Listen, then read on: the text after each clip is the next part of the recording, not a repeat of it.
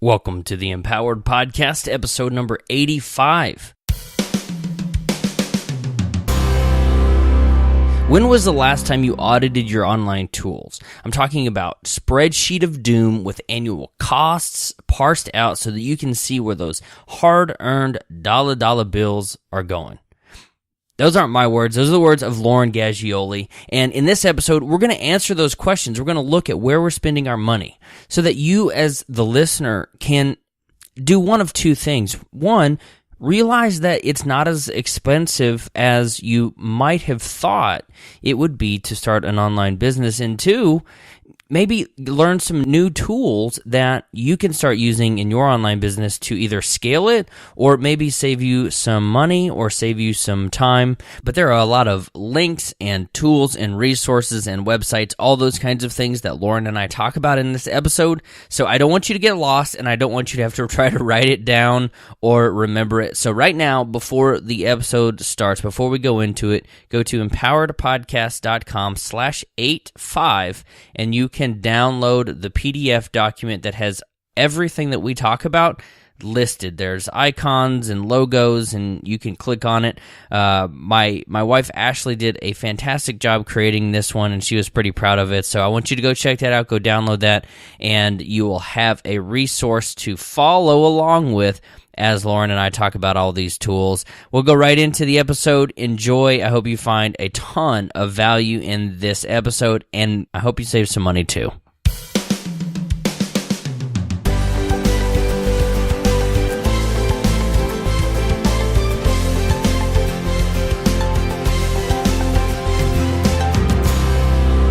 So let's welcome to the show, Lauren. How you doing, Lauren? I'm great. Thank you, Ellery. You're welcome. One of my few, well, you're the only three-peat guests, Woo. But you're also a fellow, oh gosh, the name of the show just went out of my head. Firefly fan. Yes. And so sci-fi nerd and cat lover, all those things. And of course the first three-peat guest, but Thanks for joining me again today. I am so excited to be on again. And yes, I'm not athletic. This is the only way I was ever going to get a three-peat. So excited to be here. Not like the mid-90s Cowboys who never actually got it. No. Right? Yeah. Sorry, that one seems like it hits close to home. No, I'm not a sports fan. I think I grew up kind of being one just because that was like the thing to do. But now I could care less about sports. I mean, a bunch of dudes running around in tights or whatever. Even if it was like girl sports, I'd rather spend my time learning what Malcolm Reynolds is up to than what Emmitt Smith is up to, which is not even relevant anymore. Nope, so. That's an outdated reference, but gotcha. Well, as I mentioned in the intro, you wrote a post. I read the first paragraph about it, but you posted this thing on Facebook, and you're talking about the online tools that you use, doing an audit, and you save some money, like $1,000 a year or so, with your teeny tiny operation, as you say, which is about 20% of your cost. But we went into some detail, but you got a lot of likes and comments on your post. And I was sitting here thinking, this would be a really good either blog post or a podcast episode for me to share. And we'll go into some of the reasons why here in a second. But then I thought, well, it was your idea, so why not have the idea generator or creator there join me for the episode? So here we are. Yeah, it's it's so funny. It's one of those things that I think we all know we need to do as online business folk, but we rarely set aside the time to actually do. And I think the audit, you mean? Yeah, the actual just sitting down. And it really, honestly, it didn't take me very long to do. I just kind of had the idea and was like, I've been in business for a little over a year now, and I've never looked in one comprehensive spreadsheet and seen the recurring costs. I've never looked at that, which is, it's embarrassing to say on some level, but it's also, I think, something that a lot of us fall into, and so that's why I did it. So are you just adding stuff and not really paying too much attention, or how did you get to this point where you're like, I think I could probably save a little bit of money. How did you get there? So I've I'm a solopreneur essentially, but my parents also work with me. My dad does my finances and my mom does my shipping. I do pretty You're much. way overpaying them. I I can just know, tell you. right? Cut that paycheck Yes, right now. exactly. So they help me, but when it comes to the actual like on time online content creation, either the marketing side of things or the widget building, the what I do, that's pretty much all me. So I say I'm sort of a solopreneur with a couple of people to help me out. And my dad, in doing the finances, which I'm so grateful for because Lord knows I don't want to look at the numbers. I hate doing that. Oh my gosh, my books when I was doing it myself were awful. So that's just not my strength. And he does that. But what it means is that now I never look at it. Like he sends me the P&Ls, I sort of glance at them, but it's one of those things that I just don't have my thumb on the pulse. And so, in sort of, I think for all entrepreneurs, we kind of have this seasonality of our business. And right now I'm in a season of change. I teach SAT and ACT. Those tests are changing. And so I'm looking at the content there, but I'm also looking at my systems and upgrading a few things and changing a few things around and getting a little more drilled down. And so before I launched into that, I thought, well, I'm sort of in this calm before the storm kind of thing. And this would be the perfect time to look at what I've been doing for the little over a year and a half roughly, and sort of assess and sort of, figure out where I am before I start to move forward and change things around. No, that makes a lot of sense. So, as you're listening to this, so I've been blogging since 2012. I got my LLC last year, but I've been generating revenue for not quite that whole time, but a good chunk of it. And then here's Lauren, who is at the 1-year anniversary. So if you're listening to this and you're thinking, man, maybe I want to start this. Maybe it's within the realm of possibility. Maybe two different perspectives. Both of us, I would say we're both in the very beginning stages. I mean, we're not multimillionaires. We're not famous. All these other things like some people you might hear of online. And we are in a stage just a few steps, maybe a dozen steps, maybe not, depending on the case, but further than you, and you can look at our experience and make some tweaks or decide, hey, this isn't as bad as I thought, and maybe I can do it too. That's what I was trying to spit out there. Before we go into anything else, Lauren, let's say 2 years ago, before you bought your first domain, before you knew what WordPress was, all that stuff, how much did you think it would cost to start an online business? I had no idea. None. Oh, that works. Zero. That works. And I think I had some blessings coming into this in that I had built one WordPress site. It was very basic. But before I launched an online venture, I did a lot of research in listening to podcasts and sort of understanding what I needed. Okay, so you went research heavy in the beginning. Yes. Like I did. Okay. Very much so.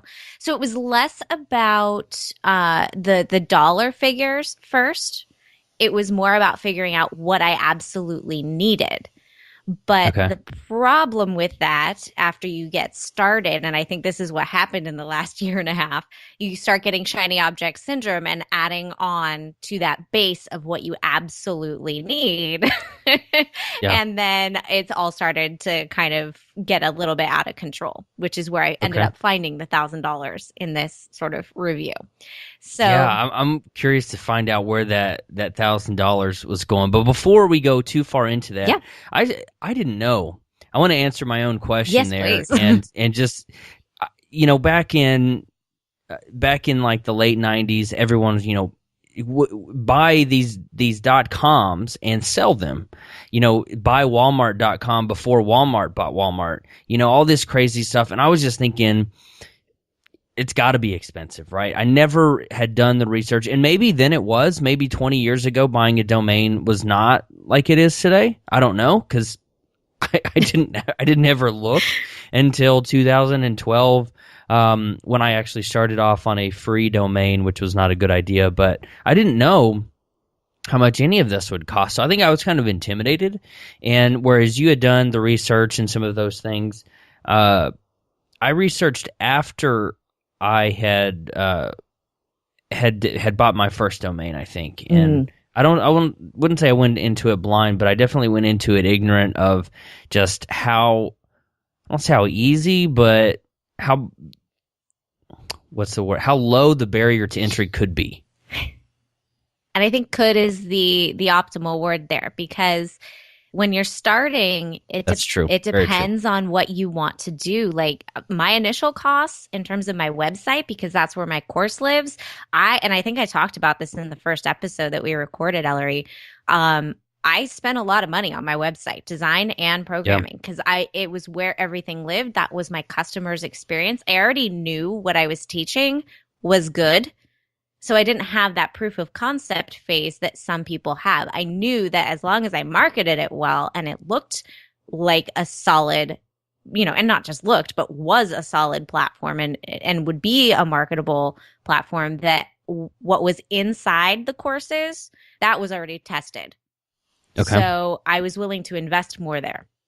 And if you're listening, this is episode 58, empoweredpodcast.com/58 that Lauren's talking about, that was the first time I had her on the show, where she was talking about how she really became this expert, owned her expertise, and started this online course. So that's what we're talking about here.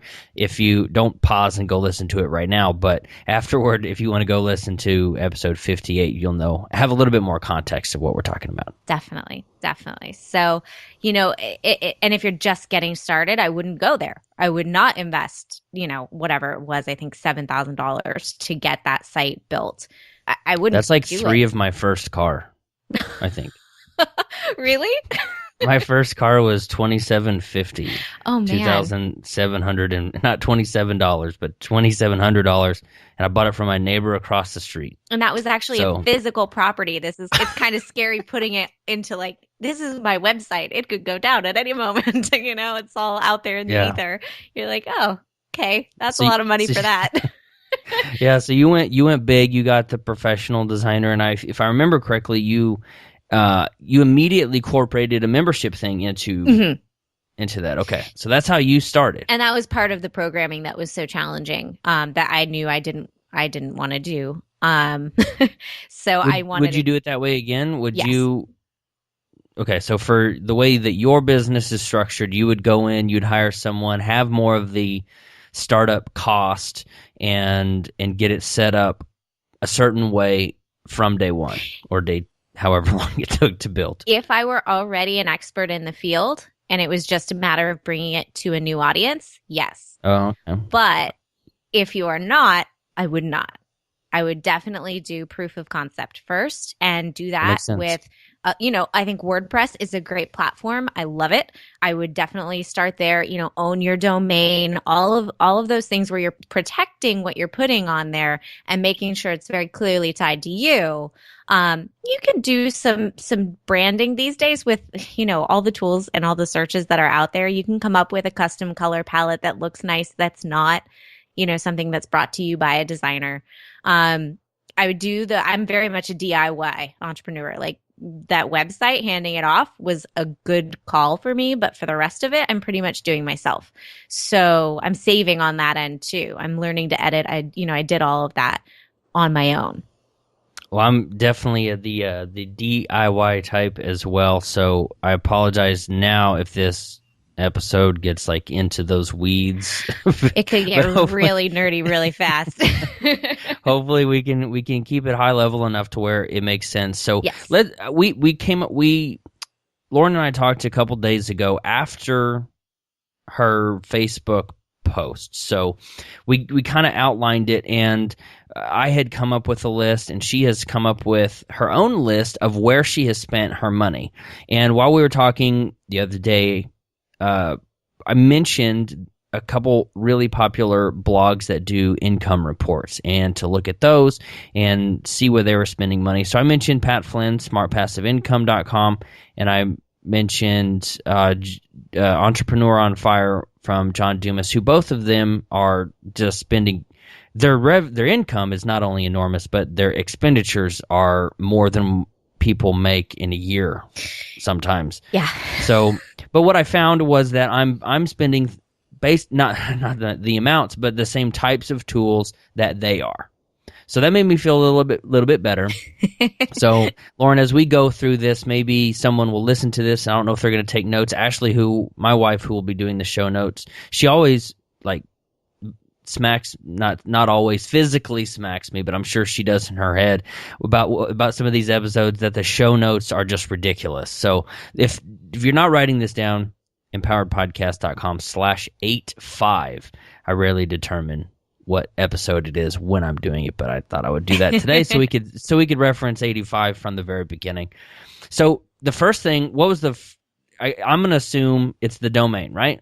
Sure. That's your first step? Yeah. And so that process is something you really, you want to, it's the basis of your branding. So, before you're ever buying anything, you really do need to sit and think about what it is you want to project to the world. What is it that you are embodying? It doesn't have to be perfect. You can always change it down the line, but you want to at least try to start on the right foot. And I think that connecting with your why and doing all of that work will help you. If you're a ready, fire, aim like I am, you want to kind of pull in the reins.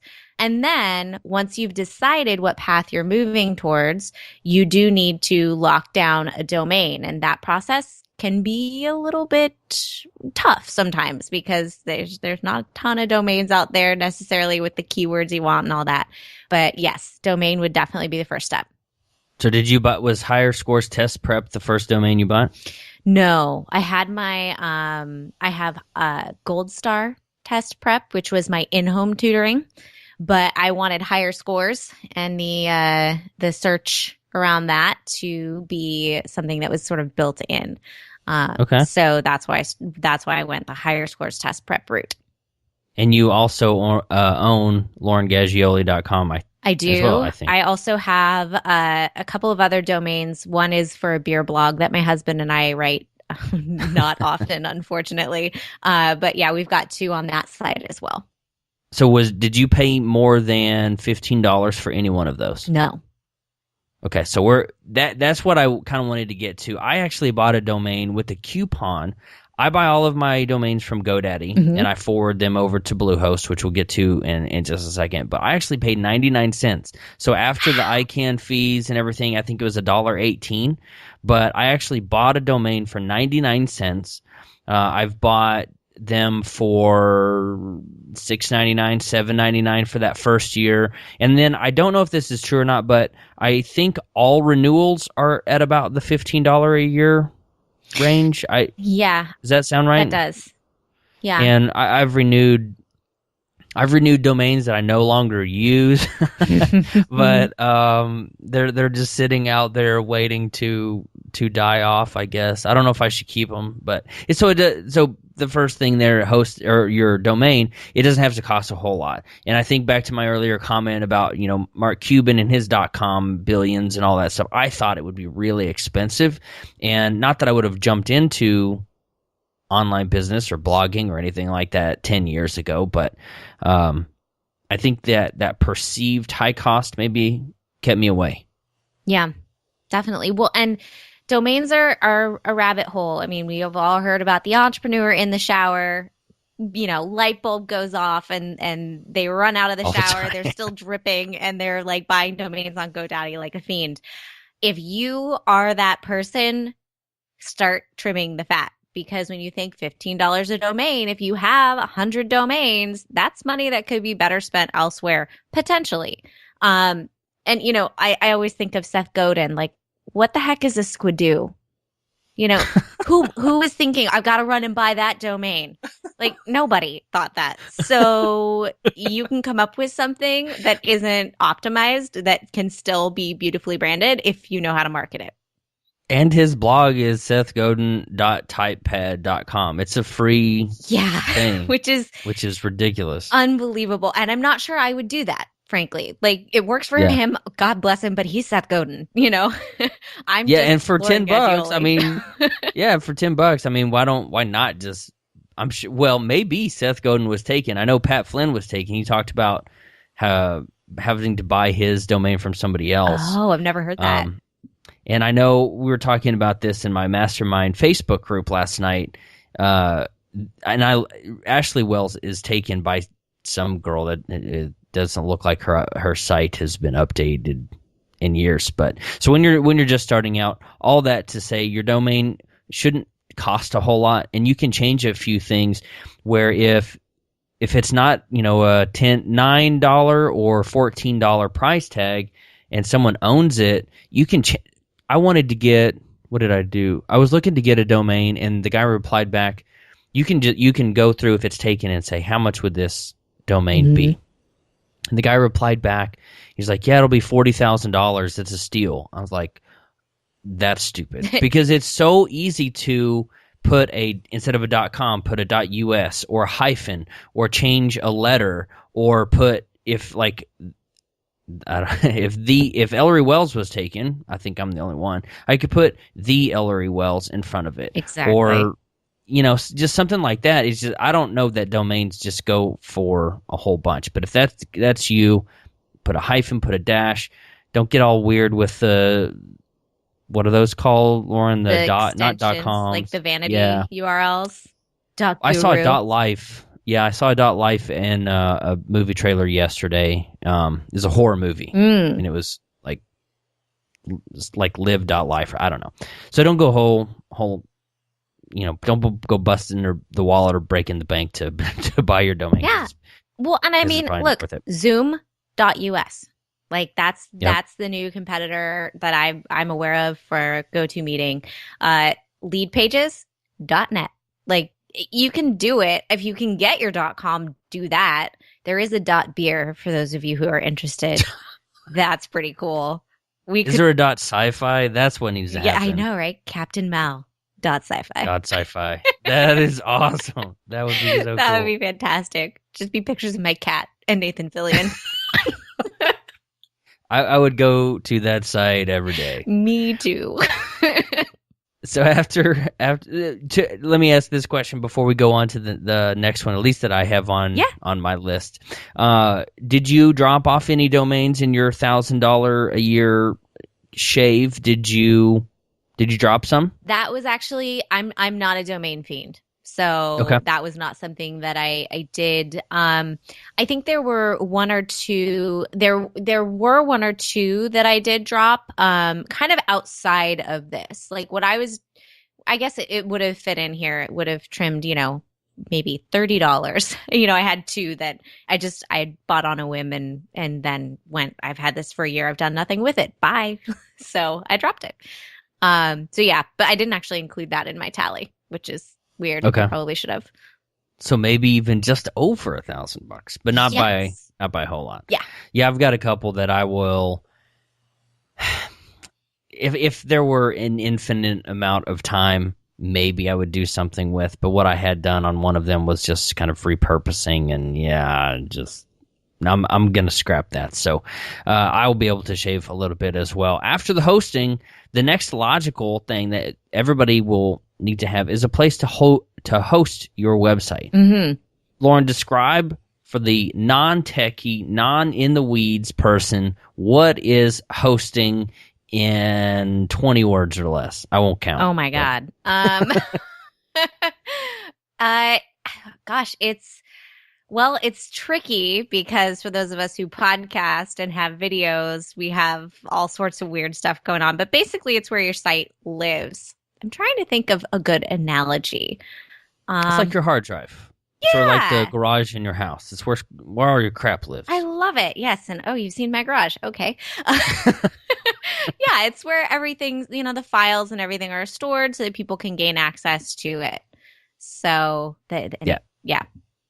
So if you're someone use this example, and it seems to make a lot of sense. So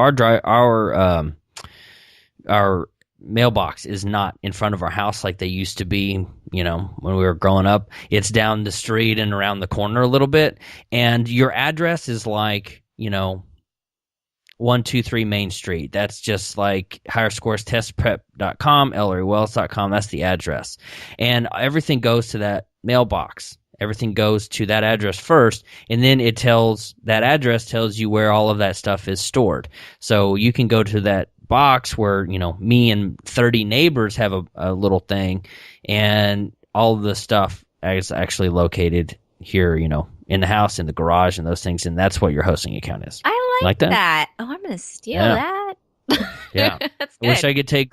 I could, because I don't know who gave me that analogy. I'll just claim it as my own, but it wasn't. But that makes a lot of sense. So your address is your 123 Main Street, whatever, and then your house is actually where the hosting is, where all the images, when you upload one, or when you go in to type a blog post or create an about page or something like that, all that is stored on your hosting account. And I don't know who you use, Lauren. I know it's not Bluehost. You told me the other day. But you use, what's WP Engine or something? Do. So WP Engines, it's really robust. I have up to 10 installs on this account. It's a pro account, and it's about $1,000 a year. And it's because I have so much content on my site. I need it to run really fast. And it was what was recommended to me by that programmer. So it's specifically built to host WordPress sites. And I've been really pleased with them. I think they're easy to use on the back end. I can get in and sort of see, my counts and stuff. And I've been able to knock off hosting costs in other websites that I own by pulling them over into the WP Engine, because I have those 10 installs and I don't have 10 sites. So are you uploading your videos to that hosting, or are you putting them on YouTube? I think you told me Wistia, not Wistia. I use Vimeo. Mm-hmm. So, yeah, again, to sort of keep it light, I have my podcast hosted through Libsyn, and I have my videos hosted on Vimeo. So it might be a little bit of overkill, to be completely honest. But I really like them as a company, because they've reached out to me as a client and said, what can we do to support you? What is your projected growth? And so it's a bit much more hands-on. And so because it came highly recommended by my programmer and seems to fit the bill in terms of they're a like-minded company, for that reason, I'm willing to go above and beyond. In terms of cost, it's expensive. You don't have to spend $1,000 a year on your hosting. Make no mistake. Bluehost, I've worked with before, and I really like them. I spend about $40 a year. Yeah. I'm at the and in case you're listening, you get the shell shock. I do Bluehost. I upload my videos. Most of them are on YouTube, and they are unlisted videos, so I can embed them, and you can only see them if you have access to that page or the actual YouTube link. So if YouTube went away, I've got them backed up somewhere, but there'd be a problem. And I looked at Vimeo, I'd looked at Wistia, and so I just started upload. I actually had them uploaded to my site at one point, and there are issues because YouTube's going to stream something much faster than my website would, which is designed for, I don't want to say just text and images, but when you're talking about video hosting, yeah, pretty much. So in most of the videos you see on my site, even inside the membership site, they are hosted on YouTube. So Bluehost, you can sign up for $3.95 a month if you buy 3 years in advance. I think it comes out to about $145 after tax. What Lauren's talking about is her site it should be designed really fast and have a lot of some other features, maybe some more hands-on support. I usually just use chat. I could call, but I just use chat support. So we've got the domain. So the first year one, day one, we're talking $10 for a domain, maybe a little bit more, maybe a little bit less. And then you may, if you buy all 3 years at once, you might walk out with $140, $145 bill, total combined less than $160, and you are online. And again, don't go my route if you're doing proof of concept. By no means. Go the $40 a year route. It's much, much better. There are certain things that I was willing to pay more for because they came recommended, and because I knew what I was selling was quality and people wanted it too. It's not just you had the game plan laid out before when you walked in the virtual door. But when we're talking on Bluehost, I mean, people like Michael Hyatt, he would have scaled. He would not be on the same plan that I'm on. He's got I think Pat Flynn, actually, when we're talking about looking at their income reports, I think I saw where last month, Pat spent like $250 on his hosting account. So that's well over the $1,000 that even Lauren is paying, but he gets, I don't know, 150, 200,000 people visiting his site a month. I do not. Yes, me neither. So that what that hosting does is like getting a faster computer, faster hard drive, more memory. That's what a server is, guys. When you're talking about hosting, if Lauren and I have gotten even too detailed for you or spent too much time talking about that, a server is just like your computer that's sitting on your desk or under your desk or in your bag. It's all processor. That's too detailed, I know, for some people. It's more specs, more speed, more faster. Yes. And then you get into WordPress, and WordPress is free, but that's where you were talking about. You spent a little bit of cash to have the professional developer build and design, but that's because, like you said, you had an idea and an outline in your head of how you wanted it to work. Yes, absolutely. And my course is not like other people's courses. It's not 6 modules. The way I do it, because I've been teaching it for so long, I knew that my students, my SAT and ACT students, needed a more personalized experience. But the way I did that was by doing custom syllabi that I actually send with my physical materials. So yes, on my side, there are actual, there's mailing going on. It's not all automated. Oh, wow. And there's about, 10 to 15 hours of content in short videos that every student has access to. So, and since you're the SAT teacher, I don't even have to ask if syllabi is the right word, it's right? It's true. It is the plural. The syllabus is singular. Because you wouldn't say syllabuses. I might say Ellery, silly don't. buses. So I went with the free theme. So it's funny that we hadn't even discussed this, Lauren, about how different our approaches were to starting this. I went in mostly clueless with a weird domain. It wasn't even Ellery Wells, and it wasn't what it used to be. It was something else. Dot, I don't know, like server 45. Oh boy. Something ridiculous. And I literally had no idea what I was doing. As I've mentioned 100 times, I thought blogging was for 16-year-old girls to talk about boys and music and all those things. It can be that. It can be. That was I think my mind was going back to the days of MySpace, where you had those like real weird backgrounds in the MP3 that started playing. Yes. Yeah. Like immediately. Uh-huh. I think that's what I thought all blogs were, and I didn't realize how wrong I was until I got started. But the alternative, my point being, is I used free themes until, for like 2 years. And I wanted some additional capabilities that my free themes wouldn't do, specifically landing pages. That's when I started really getting into wanting to build an email list. I didn't have that as a priority, I don't think, really from the beginning, which we all know we should. And I didn't have landing pages to sell stuff. And I wanted that. So I went to Studio Press. And the links for all these resources, guys, are at empoweredpodcast.com/85.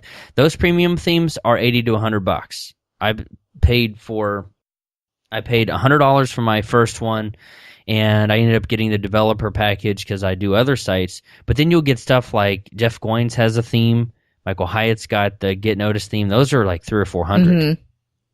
Did you ever look at those, Lauren, and be like, man, what if? Or no. My concern with some of those is that they look so much like what everybody puts out, especially those people with larger followings. So I'm actually Studio Press as well. My Higher Scores website is built. It's a custom theme on a Genesis platform.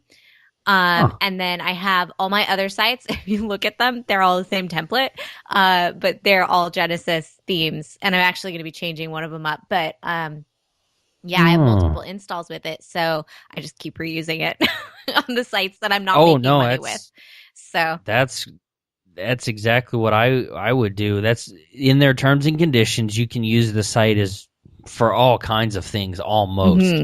that's allowed within their licensing agreement. And you actually, this is pretty. I just pulled up Hired Scores Test Prep and .com. Hmm. I would not have really guessed that this is a Studio Press. So your developer has definitely spent quite a bit of time building this. Yes. It looks And pretty good. I knew they were it looked good, but Genesis I didn't realize. recommended Okay. designer and programmer, which is, I think, that's how I found them because I knew that Genesis was a rock solid platform. And so I knew I wanted to build off of that because I had interfaced with it before. And I'd played around with other themes and I just, I'm a little bit of a control freak. Like I want to be able to control my things. And, that was something that I liked about the Genesis platform in particular. Well, one thing I noticed about free themes versus a premium theme, and to be honest, I didn't look at.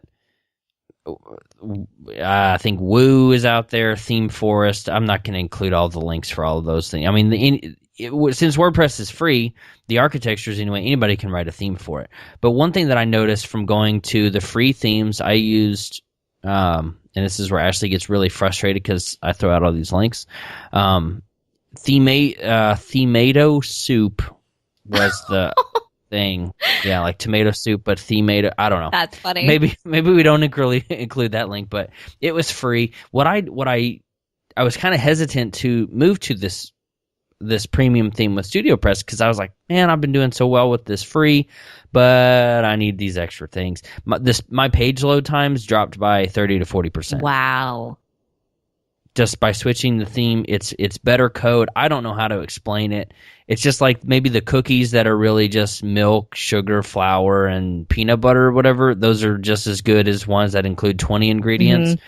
It just doesn't have to load as much or something. Well, and I think too, in today's day and age, you have to make sure it's, especially with SEO, you have to make sure it's mobile ready. And I think that's another capability of a premium theme that often is included, where maybe a free theme, it might have it, but it's going to be heavier and harder to load. And that's what Google's algorithm has gone that way. Like you can check to see if your site is mobile ready. And even my site that is very, very, should be heavy isn't. It loads quickly. And with the exception of what I've done, where I've put up, full-sized images and I haven't compressed them, which I'm in the process of going back and doing now. Was that because you listened to me talk about it so many times? I'm a big advocate of compressing images. No. You know who? It was Donna Moritz. Okay. Of Socially Sorted. That's where I first found compressor.io, and I've been using that tool. Have you used it? I use Kraken.io, and you can bulk upload. That's one of my favorite things about it. You can drag. I've dragged 300 or 400 images, and it takes maybe. It's super fast, but it may take a couple minutes to do 400 images. Sure. But I love the bulk, and you can do lossy versus lossless. Mm-hmm. So again, that's getting into the weeds a little bit. But you don't need to upload this huge image to your site, because when people go to your site on the mobile device, when you've got a 10 gig plan or a 5 gig plan, and you have a 5 megabyte image, that's not only would it take forever on a cell phone network, but it uses data for your visitors, and you don't want to do that. But it's funny that you had said that, because I've got tutorials about that, about how to go in and bulk optimize your images, because I was getting the crap throttled. That's the technical term. Yes. The crap throttled out of me from Bluehost, which honestly, that might be an advantage to something like the hosting company that you have, that they wouldn't necessarily throttle you for high bandwidth. I was getting throttled, and I started going through and optimizing all of my images, and I probably cut data usage by half. Wow. Yeah. And it's pretty awesome. I don't think it affects me from my hosting side. I think it affects me more from the Google algorithm side. There you go. So that's why I'm going through and doing it. The downside of that is I didn't have, my hosting company being like, hey, you've got too much up there. Oh, they didn't tell Yeah. me. They wanted me to pay $50. Well, that's a I way to was tell like, you. I can we'll diagnose this for $50. Yeah. And I was like, this is so if you go to tools.pingdom, like kingdom with a P, .com, you can, that and gtmetrics.com. Those are the two speed test sites that I use. And both of those combined will give you a pretty comprehensive look at what's taking the longest for your site to load. So if you get one that, all the extensions end in .jpeg or .png, you know that they're taking a whole bunch of time just purely loading images, and that's killing your site and making people want to leave. Yeah. Because I know I'm not the only one that'll pull up a site or click a link on my phone and it doesn't go anywhere. Screw this. I'm going to go back to surfing Facebook. I may come back later. Generally not going to. And you don't want to do that. Just start from the beginning, having some optimized images. If your main column is 700 pixels, make sure your image is 700 pixels because it's never going to be seen any bigger than that. That's the harsh truth there. So we got hosting, domains, WordPress, premium themes. What do you have next on your list, Lauren? I've got mine in front of me. I don't know if you do. So I kind of put it under a website. I guess I technically could have put it under marketing, but I also have lead pages that I use to create my landing pages. I use them for a few pop-ups as well. So that's about $200 a month, or not a month. Whoa, a year. I know. Whoa. Sorry, just kidding. Everybody else just had a heart attack. Yeah. So it's $200 a year. It's a tool I wish I didn't need. And I think there's probably a way for me to get around using it, but that way involves more design, and I'm not willing to go that route. So, and I do like the analytics on conversions and things like that. I do think it's a useful tool. Here's where I think Lead Pages has some advantage, and I'll share the tool that I have started using as of 7-8 months ago or so. Lead Pages makes split taste. Try it again. I don't know why I said it like that. Split testing. Lead Pages makes split testing really easy. You can just copy a page and it does some of that. Lead Pages hosts all of your stuff, so it won't ever slow down your site. But I started using Optimized Press. Have you ever thought about using that, Lauren? Are you aware of that? Know of it. I have a friend who's a really big fan of it. He uses it a lot, and we're in a mastermind together. I honestly, at this point, I've figured out Lead Pages. I don't want to invest any more time because that's the thing that's not included on this spreadsheet. The time of learning a whole new process, a whole new tool. And so for me, if I'm changing over, it's got to be a really significant savings. And we'll talk about that in a minute because there is something that I'm switching out that is going to be a big savings. I'm definitely curious to hear about that one. Lead Pages, I mean, if you buy it by the year, their cheapest plan is $25 a month. Their enterprise, which I don't know. I won't go into all the details, but leadpages.net, probably / pricing, I think. You can find all of those details if you're curious. But I got Optimized Press. You can get 3 licenses, 3 different websites, 3 WordPress installs for $100. That's not bad at all. A total. I was going to say month. Recurring or just total. I got 10 licenses because I have several websites and I've started putting them on subdomains and some domain extensions for $200, and I really like them. I own the site, I own the content. It was a one-time payment, and they come out with new content every time. So I do pay $17 a month to get new templates and new stuff.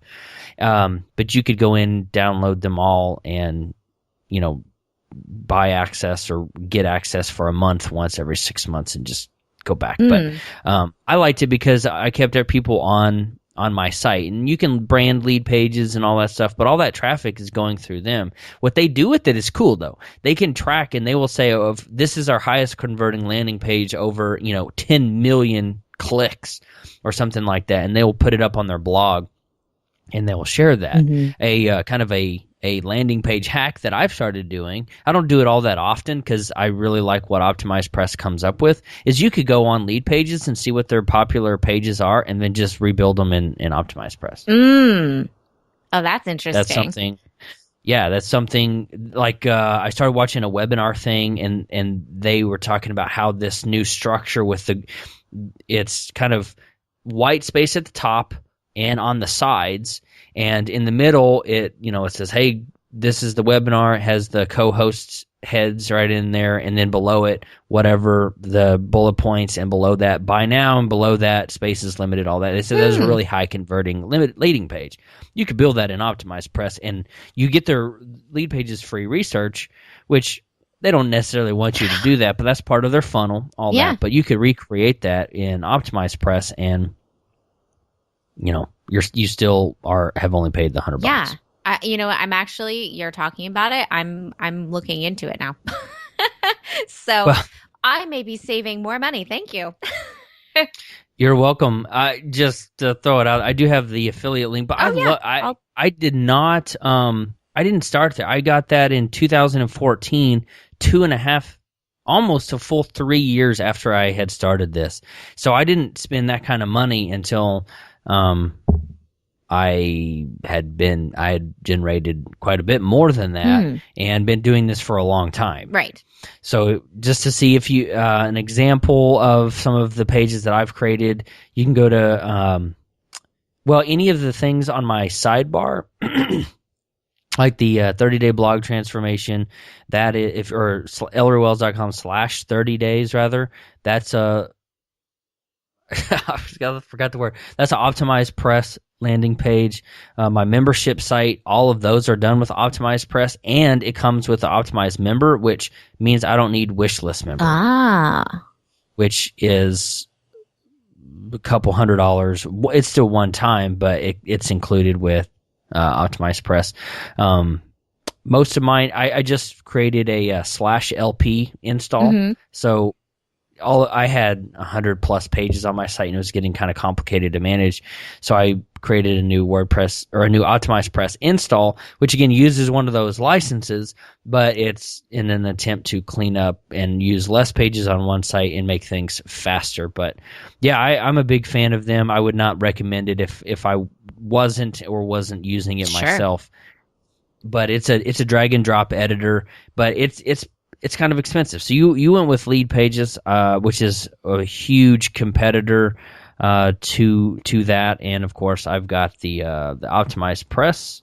Mine's the one-time $99 or $200 or more, and you've got anywhere from $40 to $70 a month or so. I'm not dogging on Lead Pages. No. It may sound like it, but they do a lot of really good stuff. It's different tools, and it's whatever is easiest for you as an owner. Yeah, they have a lot of stuff built in. They've got some really cool code. I'm not gonna. I don't want to get into any of those details, but Lead Pages or Optimized Press. That is completely up to you.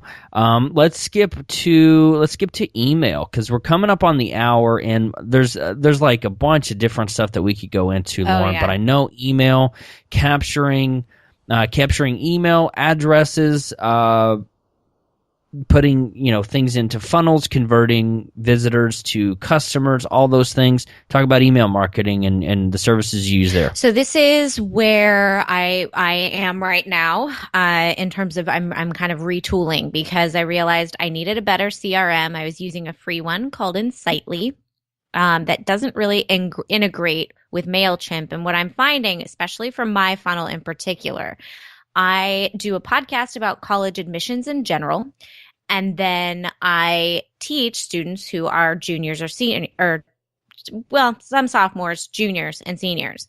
I'm getting emails from people with 3-year-olds who are listening to my podcast, and I'm going, I don't need to ping you for SAT. It's not somebody who just might generally be interested in what I offer. It's somebody who is just... Nobody's just generally interested in the SAT. Right, no. Not even juniors. I'm just kidding. I'm not kidding.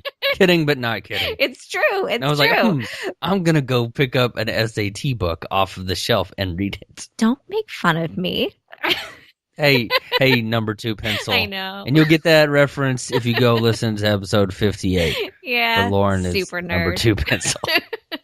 So, the problem for me was that, and now I've done some webinars for some larger organizations, and they work more with counselors, and I'm actually doing conferences with counselors. And so it's like, I've got all these different people who all need different things, and I'm realizing they're all in the same pool.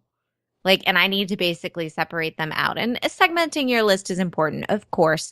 And I do that, my clients versus people who have just opted in. But I'm realizing I need to be able to treat them all much more differently, that's not proper English, much differently based on where they are in the sequence of their life, and some people are just voyeurs.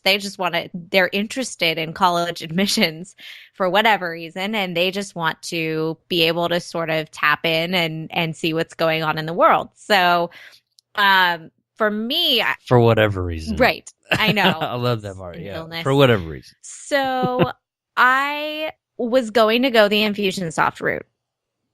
Well, I think you may have mentioned this, but where did you start? I think we started the same spot. I think everyone, 100%, literally everyone should start where we started. Yes. It'd probably be no reason why I would tell someone not to start here. Where did we start, Lauren? I started on MailChimp. Yep. Were you a MailChimp guy? Or Oh, yeah. Aweber? Because I think those are the two. I love the price tag. Free is good. Yes. And absolutely. I agree, and I ended up going to the paid because I did have some automation sequences that I wanted to put into place, but it was $10 a month. I mean, if you're just getting started and you're looking at Infusionsoft, stop. Just don't do that.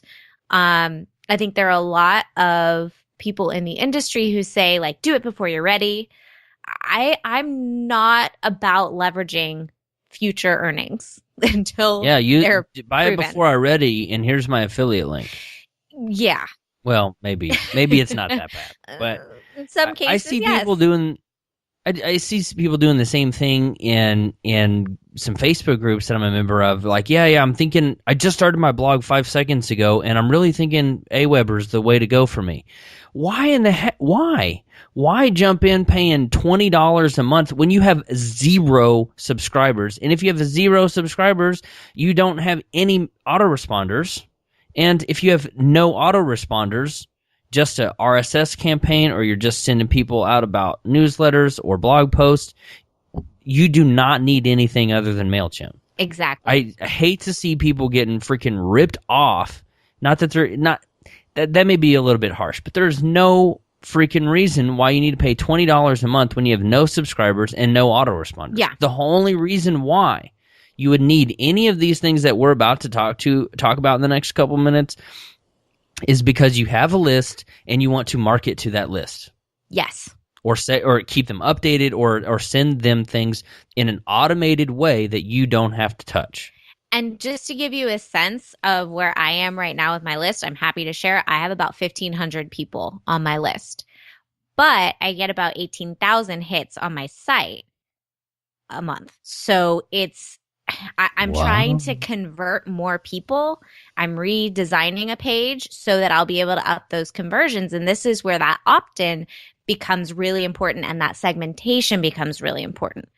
So when we're like, just to give you a sense of the numbers, because I know that there's this shiny object syndrome. We're all definitely susceptible to it. Everybody's on Facebook, on Twitter, talking about the latest and the greatest. By the way, here's my affiliate link. And so I do think that starting for free until you figured out the SEO side of things and the way to get people to your site organically, I don't think you need more robust tools on the mail side, on the email side. So I would agree with you, Ellery, there. Yeah. Start free, for sure. I still keep, I don't know why anyone would ever cancel a MailChimp account, but I still have mine. I rarely log into it anymore. I don't have 1,500 people even on my list, but I decided, when would that have been? maybe about 8 or 9 months ago in the fall of 2014. I started making apparently a lot of changes at the end of last year Yes, after you I'd been did. full time at this for about 7 or 8 months. And one of them was segmenting the list, really getting to understand why people were on my list, what they wanted from me, what I was offering that entice them to hand over their email address. Because I do have so to break my email list down, I have about 20, but if there was an opt-in, which there may be an opt-in for this episode, actually let's say yes, there will be an opt-in for this episode.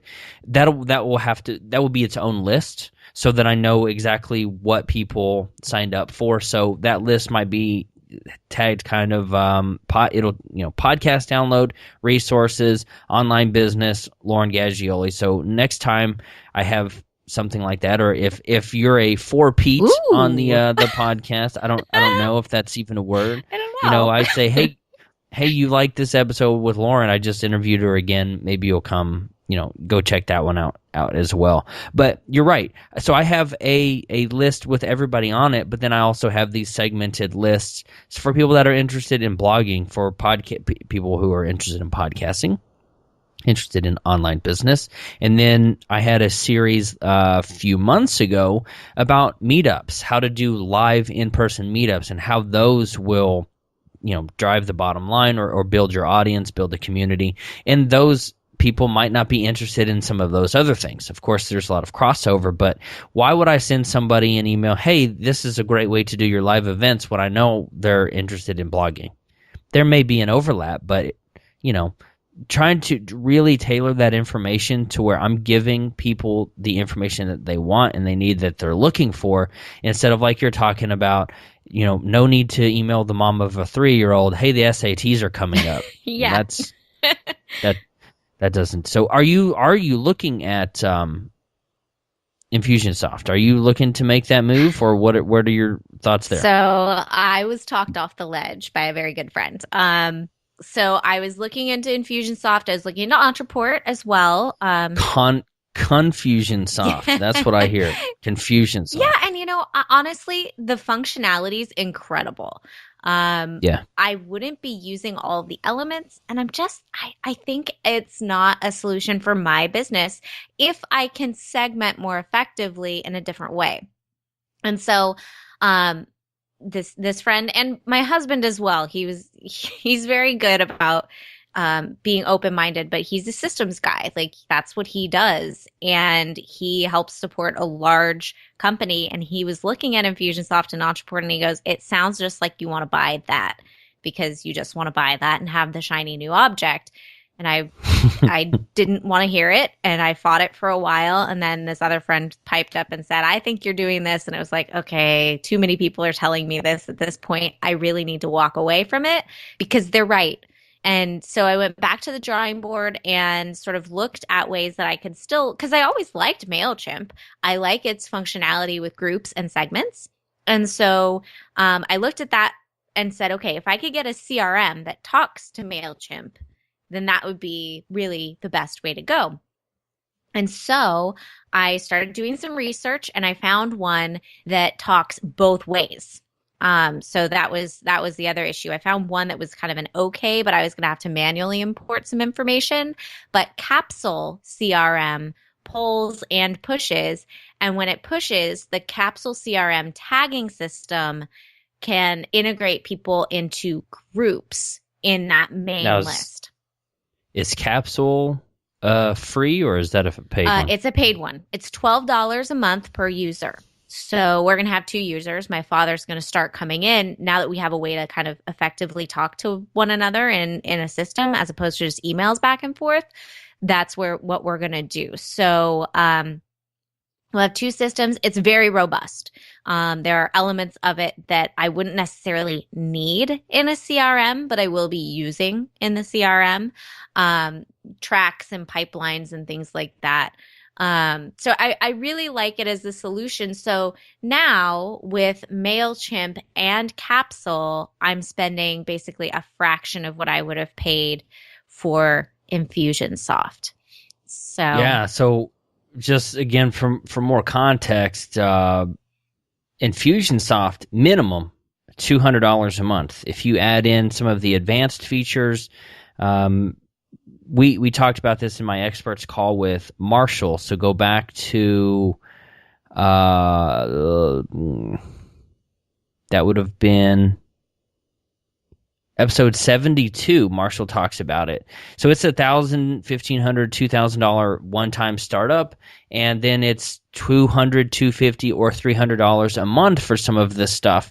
And that's quite a big jump from, again, Lauren wasn't on the free MailChimp, but she was on it was like $10 a month. Something. Yeah. Yeah, and there is a free version of Capsule, but you have more context than that. I have more context than that. So we would not qualify for I barely do. But we would not qualify for this free one. But you're going to stick with MailChimp then, you say? Yeah, and my tier's about to go up, and I will say Infusionsoft, it depends on who you're buying through. I found a guy that I'm able to not pay the $2,000 down. So if people want information on that, I'm happy to give it and refer the guy I know who does sell it, because he's willing to work with you and sort of bring those numbers down. Don't buy through Infusionsoft, because they have a serious premium built into their pricing. That upfront cost is a mix of setup, one-on-one training, and what else? It doesn't matter because we're not recommending it. No, I wouldn't. I'm trying to find my outline here. That's what I'm thumbing through this notebook here for. Trying to find my workflow for email, because it's somewhat important to have this stuff outlined before you go in and you start paying for any sort of solution. I have been recommending for the last 4 or 5 months actually GetResponse. I again have MailChimp, and I've been going. I went to Aweber, didn't like it. I thought it was a little bit antiquated, and then switched to GetResponse, and I have really nothing negative to say about them. But through that process, I learned that none of the tools that I had found that were available on the market, and here it is.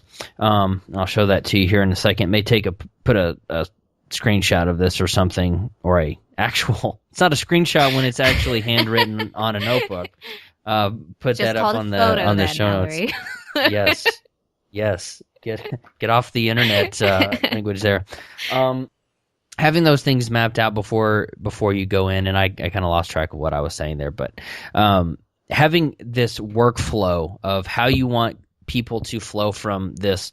The webinar that I did was people were interested, they were involved, and then they were invested. How do you get people going through this process of being interested in what you are doing, downloading a resource or a guide and becoming a little bit involved, and then ultimately paying you money? And you may not want to have your site generating revenue, those kinds of things, but you at least want to increase that interaction. You may not have all 3 steps, but you at least want interested and involved. You want to connect with them. You want to learn from your audience. What do they like? What do they don't like? What kind of resources you could provide? Even just a general demographics survey, that kind of stuff. You want to be able to do that. Anyway, I switched from MailChimp to Aweber. Again, thought it was kind of antiquated. Went to GetResponse. Really liked it. Still couldn't do 100% of what I wanted it to, but I liked a lot of the flexibility that it offered. And then I have to give credit to one of my good friends, Jason Beaton, who introduced me to ActiveCampaign. And ActiveCampaign, you can create a ton of automations, workflows, and combined with Zapier, you can connect almost anything that you could possibly want. So again, more links and more links and more links and even more links in the show notes page, but it'll give you a good range of free to all the way up to Infusionsoft, and even ActiveCampaign. I'm only paying $9 a month, which is pretty incredible for what you can do. GetResponse $15, Aweber $19 or $20, and then we're talking Capsule CRM, which is $12 a month per user, and the active campaign, I could go up to $50 a month, and it has a full-blown CRM. Maybe not all of the features, that some of the really dedicated ones, but tagging people based on clicks and assigning point values and some really, really freaking awesome stuff that we don't have the time or to get into, and most people probably would not want to hear that, but I would if I were listening, but we're not going to talk about it anyway. I sent a video to my mastermind guys. It was like 6 minutes long, and they're like, oh my gosh, that's awesome. You've got your tribe then. Yes, it is growing, and I love them for it. Just in any others that you would love to throw out there before I pull in the last couple, Lauren? Yeah, I think, for me, some other things that I have on this are like my systems. So Evernote and Dropbox, and I use a phone. I have a phone number, which I need because I talk to my clients. So I use kind of a VoIP line. I also, the biggest savings for me is coming from changing from GoToMeeting for my client meetings and for my webinars to Zoom. That is going to save me $600 a year. Now, who introduced you to Zoom? Lou Mongello. Dang, it wasn't me either. It wasn't you. Oh, Sorry. my gosh. You actually, it was funny because I did a call with Lou on Zoom, and then I think it was like a week later, you were like, and we're meeting on this newfangled thing called Zoom. And I was like, sorry, been there, done that. So, oh, man, I thought I was a pioneer. No, sorry. But it's an awesome platform. It's so easy to use. And, GoToMeeting, I think, is great in the right context, but I'm working with kids. They don't care, like they just want to be able to have access. So something easy. Yeah. So if I can save $600 a year and have the basically exact same experience from the user end, then I'm going to do it. So was that where a big chunk of your 1,000 came from? Yeah. Dropping GoToMeeting? That's the biggest part. And then my social management, I'm on Social Oomph, and that's what I use for my Twitter cycles, but I don't really use it for anything else. So I basically have, oh my gosh, I don't even know probably 150 tweets that are in this queue that they keep recycling and promoting my old podcast episodes. And it's so valuable, and I think it helps me get a lot more traction. But I realized I'm paying a lot of money a year for that. And that's really the only feature that I'm using. Now, they have a way to sort of drill it down. And so if I'm able to switch over to the new platform, I'm basically saving something like $300 by just changing to kind of a Twitter only. So just making a couple changes with a couple tools is the bulk of the $1,000. Yeah. It's not a lot because, again, I chose where I was going to make those cuts. And, I'm someone where if the value is being delivered, I'm willing to pay for it. If it's doing what I need it to do, something like the CRM, I need that to run my business. So if being a little more organized on that side helps me sell more courses, then it'll end up paying for itself. So I really look at that exchange. If you're not yet monetized, don't go full tilt with your tools. It doesn't make any sense. And I think that that's really kind of the heart of it, is that you can get into this and you can start to make money and you can go, okay, that allows me to buy this tool and that fun thing over there. And then all of a sudden you've got all these tools that you're not using all in the same way. And also, I'll tell you, like, I have the Pro Buffer app. I'm not using it very much. So seeing that price and knowing that it's something I want for my business, seeing that and going, I'm not leveraging that to that value point yet, means I'm just reinvesting in it from a time standpoint. Now I go, okay, if I'm going to pay that much and I can see it all laid out here, I'm going to now leverage it in the way that I need to have it deliver that value. So, and there's a big difference between $100 a year, which was what Zoom costs, which is what Buffer's awesome plan costs, and $100 a month, which GoToWebinar is $100 a month, right? Or is it $75? It's $99. It's a chunk. So it's interesting, Lauren, and I didn't know this when we even set up this call, but we took really different approaches to getting started online. You had a plan, I didn't. You kind of went, I'm going to buy the Mercedes and scale back, and I went, I'm going to buy the used Ford Pinto that is on cinder blocks. and I'm gonna slowly work my way up to the leather seats. And now we're meeting in the middle. And that, right, because when I first saw your post, I was like, man, I wonder if there are ways that I can cut back, and maybe there are. But I'm not spending $1,000 or more in the first place, right? So hopefully this is going to give everyone listening a very, very different, two very different perspectives, but we've ultimately arrived at the same or a very similar place in that if it's going to add value to you and maybe save you as the business owner, the blogger, podcaster, what have you, if it's going to save you time, it may be worth a look. If it's going to add value to your audience, it may be worth a look. If it's going to help you grow your business, like these CRM tools, like some of these other things that we're talking about, investing in the email marketing, it's probably worth a second look. And you can either go at the higher price and figure out what you need and whittle it back, or which may not I'm not saying that's a bad way, because my way took a very long time to figure all of this stuff out. And maybe if I had started off with some of the tools that, Lauren, you're talking about, I would have maybe been better off. Just to throw out a couple free options for everybody. When we're talking about membership sites, which I have one, Lauren locks our stuff down. We mentioned Wishlist Member before. I mentioned Optimized Member comes with Optimized Press. There's also Paid Memberships Pro, which is actually a free plugin.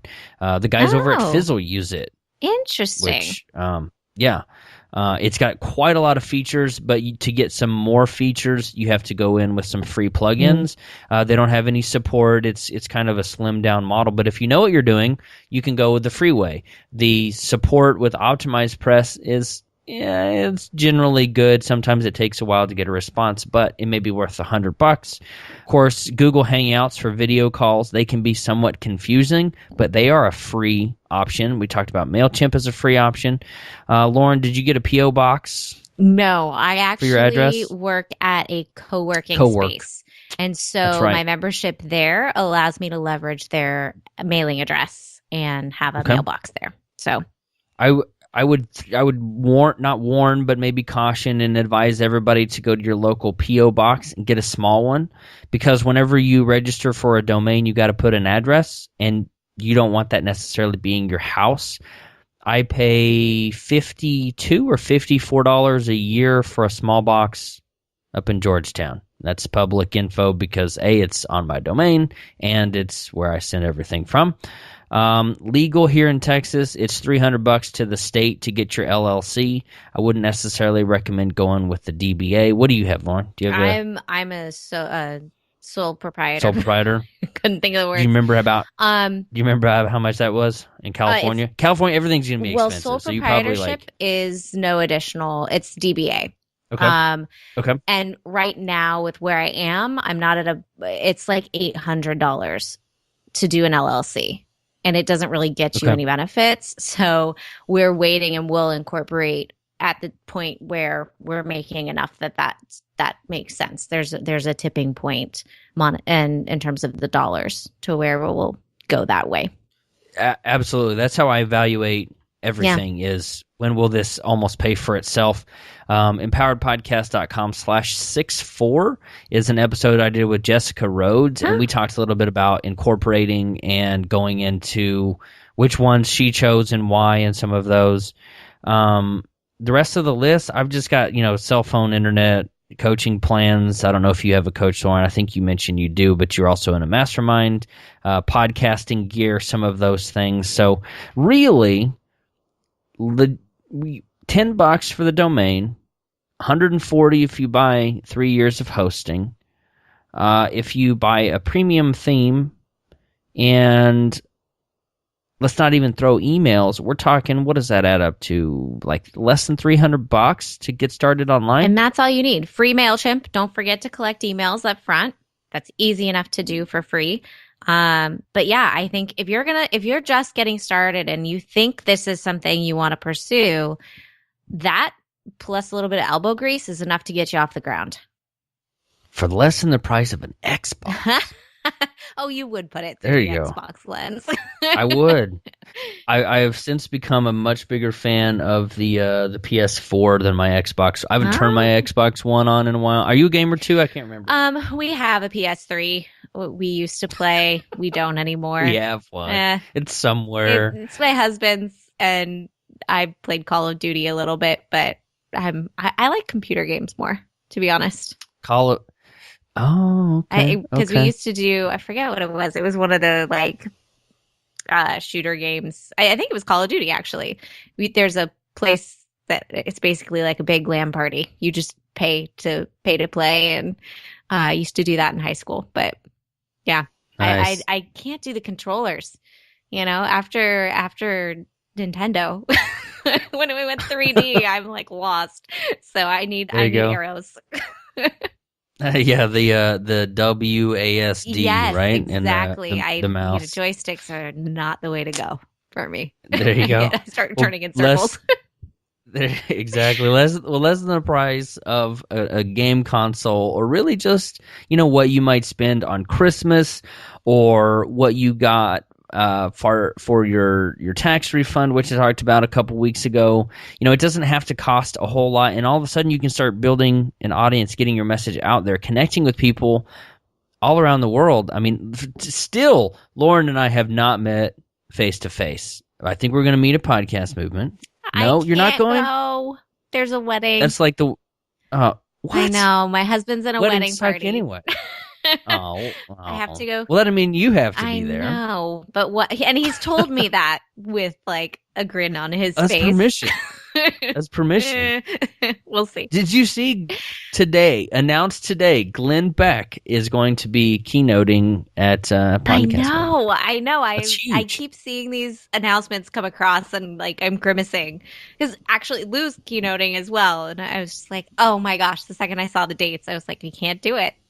Oh, that's killing me. Terrible. But terrible. What are you gonna do? But anyway, you can make these friends online and start connecting with people, and have this digital place to call your own without spending just a whole lot of money. And I hope, as you have listened to that's the message that comes across, is that you don't have to just spend a whole bunch of money to get started. Hopefully it's less than what you thought. Yeah.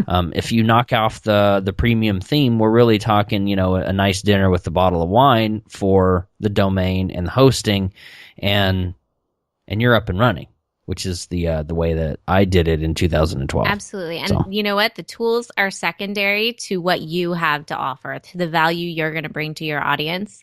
So if, no tool will replace that. So make sure that you're starting there, and then, scale up. There are lots of different things you can take advantage of, lots of powerful tools out there, but for sure, start small as you're proving your concept and just dive in. It's fun. It's a fun world. Boom, drop the mic. That's it right there. No tool replace crappy content. That's my paraphrase. Yeah. But it's true.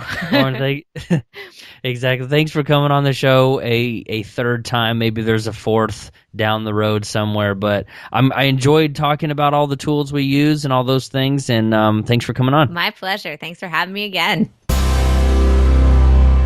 Thanks for tuning into this episode. I'm glad you are here. Remember, go over to empoweredpodcast.com/85/85 to download the resource list that Lauren and I talked about. You won't regret it, and this should be one of the definitive episodes to help you really get started.